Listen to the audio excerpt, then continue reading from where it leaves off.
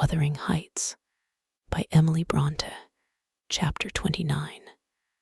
The evening after the funeral, my young lady and I were seated in the library, now musing mournfully, one of us despairingly, on our loss, now venturing conjectures as to the gloomy future. We had just agreed the best destiny which could await Catherine would be a permission to continue resident at the Grange, at least during Linton's life, he being allowed to join her there, and I to remain as housekeeper.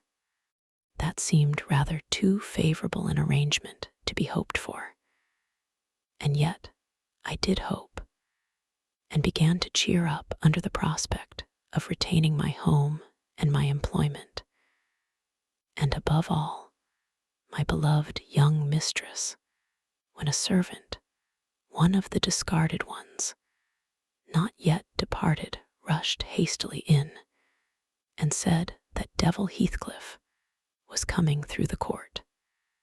Should he fasten the door in his face? If we had been mad enough to order that proceeding, we had not time. He made no ceremony of knocking or announcing his name.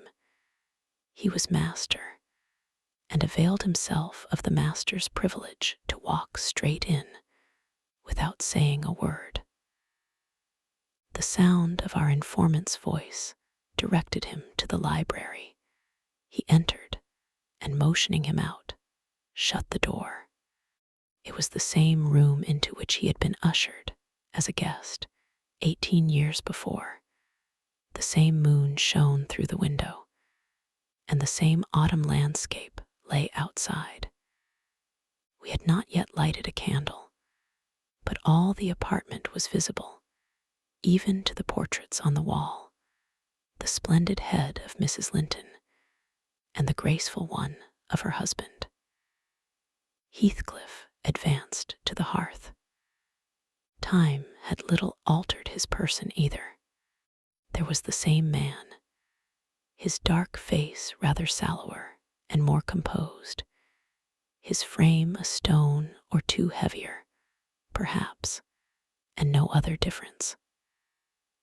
Catherine had risen with an impulse to dash out when she saw him. "Stop," he said, arresting her by the arm. "No more runnings away. Where would you go? I'm come to fetch you home, and I hope you'll be a dutiful daughter and not encourage my son to further disobedience." I was embarrassed how to punish him when I discovered his part in the business. He's such a cobweb. A pinch would annihilate him, but you'll see by his look that he has received his due. I brought him down one evening, the day before yesterday, and just set him in a chair, and never touched him afterwards. I sent Harriton out, and we had the room to ourselves. In 2 hours, I called Joseph to carry him up again, and since then my presence is as potent on his nerves as a ghost, and I fancy he sees me often, though I am not near. Harriton says he wakes and shrieks in the night by the hour together, and calls you to protect him from me, and whether you like your precious mate or not, you must come. He's your concern now. I yield all my interest in him to you.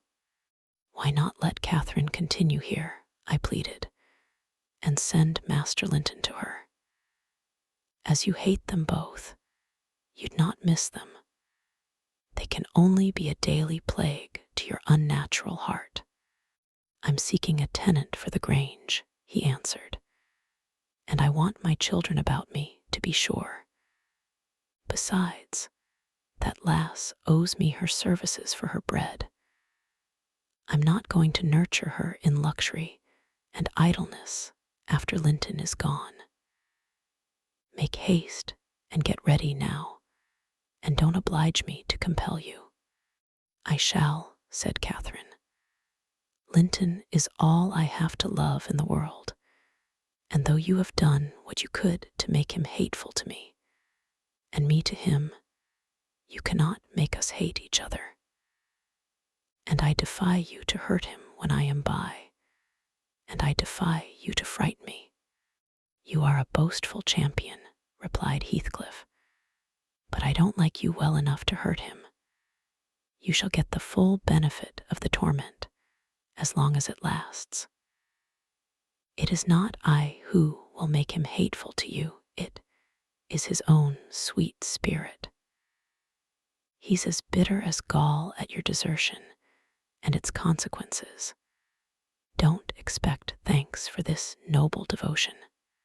I heard him draw a pleasant picture to Zillah of what he would do if he were as strong as I. The inclination is there, and his very weakness will sharpen his wits to find a substitute for strength. I know he has a bad nature, said Catherine. He's your son, but I'm glad I've a better to forgive it. And I know he loves me, and for that reason I love him. Mr. Heathcliff, you have nobody to love you, and however miserable you make us, we shall still have the revenge of thinking that your cruelty arises from your greater misery. You are miserable, are you not? Lonely like the devil, and envious like him. Nobody loves you, nobody will cry for you when you die. I wouldn't be you. Catherine spoke with a kind of dreary triumph. She seemed to have made up her mind to enter into the spirit of her future family and draw pleasure from the griefs of her enemies. You shall be sorry to be yourself presently, said her father-in-law, if you stand there another minute. Begone, witch, and get your things. She scornfully withdrew. In her absence, I began to beg for Zillah's place at the Heights, offering to resign mine to her, but he would suffer it on no account. He bid me be silent, and then, for the first time, allowed himself a glance round the room and a look at the pictures. Having studied Mrs. Linton's, he said, I shall have that home, not because I need it, but he turned abruptly to the fire and continued, with what, for lack of a better word, I must call a smile. I'll tell you what I did yesterday. I got the sexton, who was digging Linton's grave, to remove the earth off her coffin lid, and I opened it. I thought once I would have stayed there. When I saw her face again, it is hers yet. He had hard work to stir me, but he said it would change if the air blew on it, and so I struck one side of the coffin loose and covered it up. Not Linton's side, damn him. I wish he'd been soldered in lead. And I bribed the sexton to pull it away when I'm laid there, and slide mine out too. I'll have it made so. And then by the time Linton gets to us, he'll not know which is which. You were very wicked, Mr. Heathcliff, I exclaimed. Were you not ashamed to disturb the dead? I disturbed nobody, Nellie, he replied, and I gave some ease to myself. I shall be a great deal more comfortable now, and you'll have a better chance of keeping me underground when I get there. Disturbed her? No, she has disturbed me night and day, through 18 years, incessantly, remorselessly, till yesternight. And yesternight I was tranquil. I dreamt I was sleeping the last sleep by that sleeper, with my heart stopped and my cheek frozen against hers. And if she had been dissolved into earth, or worse, what would you have dreamt of then? I said. Of dissolving with her and being more happy still, he answered. Do you suppose I dread any change of that sort? I expected such a transformation on raising the lid, but I'm better pleased that it should not commence till I share it. Besides, unless I had received a distinct impression of her passionless features, that strange feeling would hardly have been removed. It began oddly. You know, I was wild after she died, and eternally, from dawn to dawn, praying her to return to me her spirit. I have a strong faith in ghosts. I have a conviction that they can, and do, exist among us. The day she was buried, there came a fall of snow. In the evening, I went to the churchyard. It blew bleak as winter. All round was solitary. I didn't fear that her fool of a husband would wander up the glen so late, and no one else had business to bring them there. Being alone, and conscious 2 yards of loose earth was the sole barrier between us, I said to myself, I'll have her in my arms again. If she be cold, I'll think it is this north wind that chills me. And if she be motionless, it is sleep. I got a spade from the tool house and began to delve with all my might. It scraped the coffin. I fell to work with my hands. The wood commenced cracking about the screws. I was on the point of attaining my object when it seemed that I heard a sigh from someone above, close at the edge of the grave and bending down. If I can only get this off, I muttered. I wish they may shovel in the earth over us both. And I wrenched at it more desperately still. There was another sigh, close at my ear. I appeared to feel the warm breath of it displacing the sleet-laden wind. I knew no living thing in flesh and blood was by.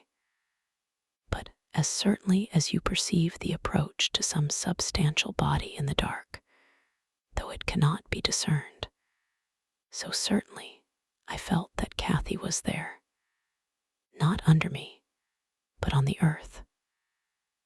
A sudden sense of relief flowed from my heart through every limb. I relinquished my labor of agony and turned consoled at once, unspeakably consoled. Her presence was with me. It remained while I refilled the grave and led me home.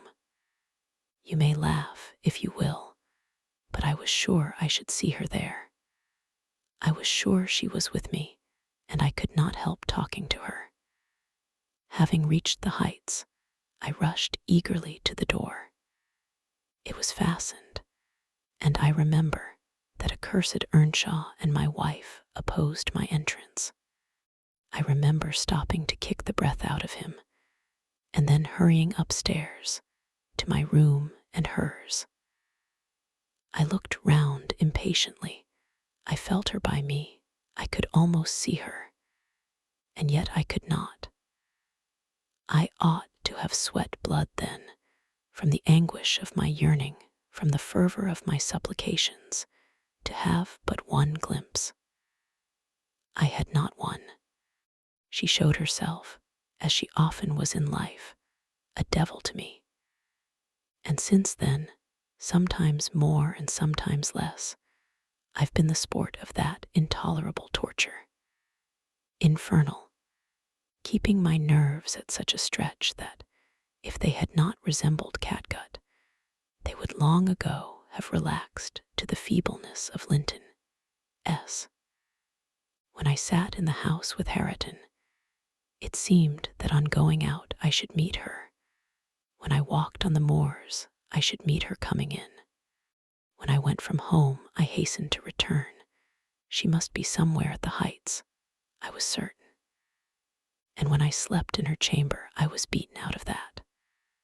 I couldn't lie there, for the moment I closed my eyes, she was either outside the window, or sliding back the panels, or entering the room, or even resting her darling head on the same pillow as she did when a child, and I must open my lids to see.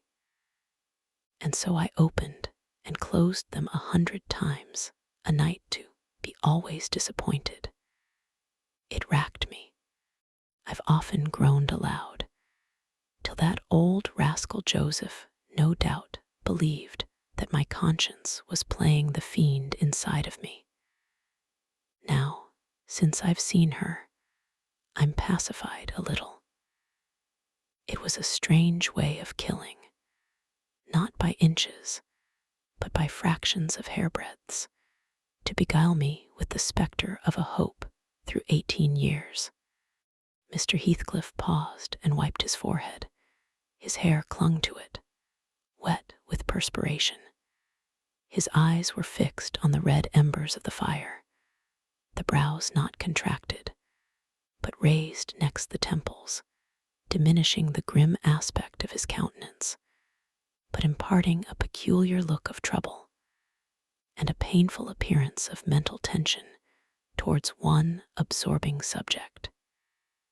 He only half addressed me, and I maintained silence. I didn't like to hear him talk. After a short period, he resumed his meditation on the picture, took it down, and leant it against the sofa to contemplate it at better advantage.